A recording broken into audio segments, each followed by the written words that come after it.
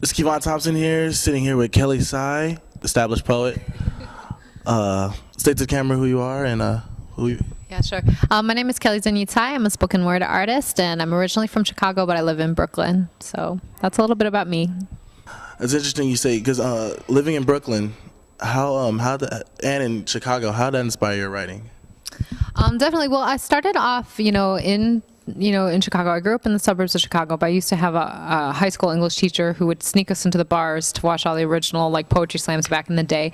So I think for me, the spirit of Chicago is a lot more kind of a storytelling vibe. It's a lot more about coming with your personal experiences and a real fierce dedication to the craft of the writing. That was something that was always really important in a lot of the poetry sets that I went to.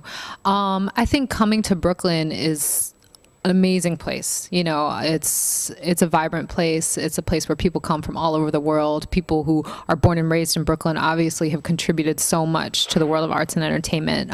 So I think it's really broadened my mind. Today we screened one of my short films, and I don't think I would have ever been making short films if I had, stayed in Chicago, just because, it was more about dedication to the page and then performing it. But yeah, and I think, that vibe and that experience, in Brooklyn around that innovativeness and not being afraid of, being in your face with it. Cause that's very, that's very New York, has definitely influenced my work in a lot of different ways.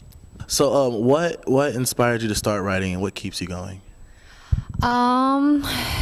For me, writing is something that's just very natural that I don't remember not writing really, I'm sure when I was a little kid, there was a point when I wasn't really writing, but I've always loved writing ever since I was really young, and I'm, kind of a ham a little bit, even though I'm secretly very shy, which no one believes, but that's hard to imagine. But I think for me, what started off in terms of writing was really that feeling of not being I think a lot of writers about not really feeling like I had a space to be myself or having a space to say how I feel or have a place to be listened to.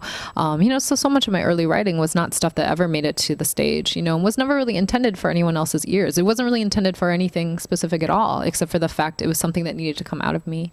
And I think that as time has gone on, I've realized how powerful that moment of connection can be when you do perform something, because it does become a moment where other people can be like, I feel what you feel, and so I see in you something that I also see in me, and the poem can be the bridge, not to sound too corny, about it, but the poem can be the bridge for that.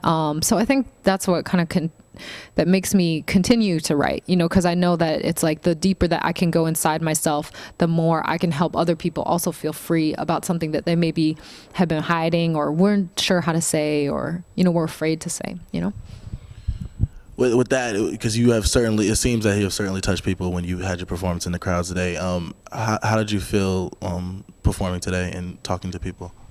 I think it was really fun, and it was definitely interesting, within this context around talking about, ideas around race, especially now, in this kind of age of Obama, as we're talking about it. And I think it's always interesting, because my experiences growing up in the Midwest and then now living on the East Coast are very different, because the West Coast and especially the Bay is totally, completely different, so I'm kind of curious and interested, that I wonder, what it kind of brought to mind, for different people. But I know that whether or not my experience is the same or different for somebody else, that they can understand that what it's like, for other people in other parts of the country, that sometimes are not as open-minded, as the Bay. How'd you hear about the Lunchbox International program?